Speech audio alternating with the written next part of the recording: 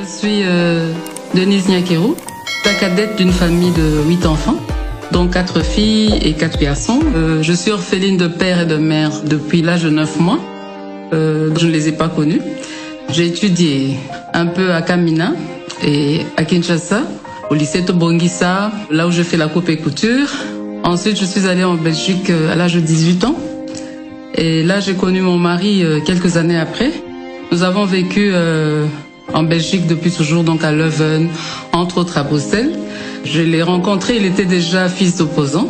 Donc vous pouvez imaginer la vie qu'on menait. On a eu à faire des études, des formations pour pouvoir nous en sortir dans ce combat qui n'était pas facile, mais je ne m'en plains pas. Alors, en tant qu'aide-soignante, j'ai fait des études d'infirmière, mais je n'ai pas terminé, donc j'ai fait une année. J'avais besoin de travailler à cette époque. En tant que soignante, tout simplement, je travaillais dans différentes maisons de repos, dans des hôpitaux. Et voilà, j'ai fait quand même 10 ans de carrière. C'est vrai que c'était pas facile, c'était un monde que je devais découvrir. Mais par après, j'ai compris que c'est un métier que j'aimais beaucoup. Et voilà que en 2017, quand mon mari m'a dit qu'il voulait se présenter aux élections présidentielles, j'avoue que j'ai beaucoup réfléchi. Je me suis dit, bon, est-ce qu'on va y arriver ou pas? Je ne sais pas, mais bon. On est venu, il s'est enrôlé avec nos peu de moyens qu'on avait. Le Seigneur était avec nous. Et là, j'ai compris que ma vie ne sera plus comme avant. Alors, durant la campagne, ce que j'ai remarqué, c'est que vraiment, il y a beaucoup d'attentes. Les gens ont besoin de changement, ont besoin de se sentir valorisés, écoutés surtout et accompagnés dans leur vie. J'étais en face des filles qui n'étaient pas préparées à avoir des enfants et j'ai compris qu'il y avait ce problème-là d'encadrement.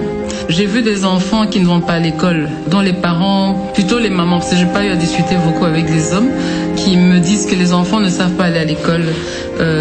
C'est des enfants qui sont abandonnés à eux-mêmes. Lorsque je voyais d'autres personnes qui étaient vraiment, qui n'y croyaient plus, qui se disaient que voilà, vous êtes là, tout simplement parce que vous voulez qu'on vote pour vous, et vous allez nous oublier, vous n'allez rien faire pour nous. C'est qu'il y a des personnes qui ont tellement des blessures, des douleurs, ou qui sont désespérés. Vraiment remettre un sourire ou leur donner un peu de chaleur au cœur n'est pas facile. Croyez-moi, c'est pas facile. Et c'est face à cette souffrance que je me suis dit, si on gagne ces élections, et même si on les gagnait pas, je pouvais faire quelque chose, venir en aide aux personnes désespérées, en particulier les femmes. À titre illustratif, un enfant sur 10 meurt avant d'atteindre l'âge de 5 ans. Le saviez-vous? Le mariage précoce avant 18 ans. 43% des femmes âgées de 25 et 49 ans ont déclaré en être victimes. Le saviez-vous? Seulement 3 femmes sur 10 ont accès au marché du travail et majoritairement dans l'informel. Le saviez-vous? 4 filles sur 10 vont à l'école et que seulement 50% d'entre elles ont la chance de terminer le cycle primaire. Le savez-vous? Cette fatalité doit s'arrêter. Je n'ai guère la prétention de tout faire, de tout changer dans ce pays. D'ailleurs, soyez sûrs, je ne saurais y arriver. À chacun son rôle. Mais en revanche, j'ai la prétention de m'exprimer, de m'élever en porte-voix et faire savoir à qui veut entendre les situations réelles de mon peuple, de mon pays. Non, je ne resterai pas inerte, ni silencieuse. Je fais le choix, pas simplement de m'exprimer, mais aussi et surtout d'agir. C'est pourquoi je lance aujourd'hui le mouvement Plus Forte.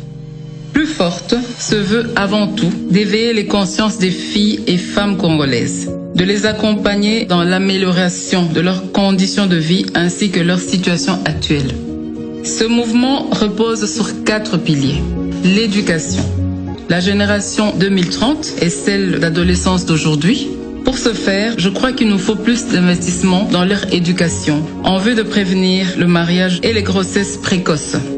Nous aurons les femmes plus fortes en 2030 si nous investissons aujourd'hui dans l'éducation de nos filles. La santé.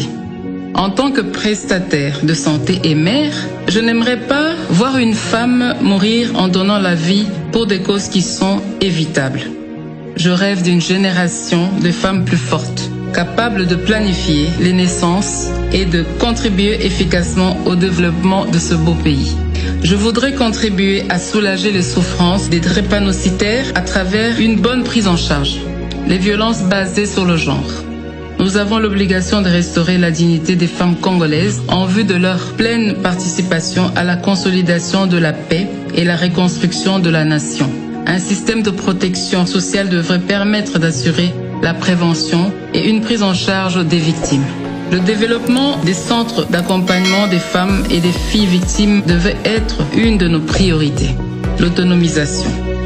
Quand une femme est autonome, c'est toute la société qui en bénéficie. Encourager les initiatives des femmes entrepreneurs et accompagner les activités génératrices des revenus des femmes et jeunes filles vulnérables contribueront à les rendre plus fortes dans le développement harmonieux du pays. Mes chères dames, en tant que première dame, mère de 4 filles, je m'engage à ce que vos problèmes ne soient plus inconnus.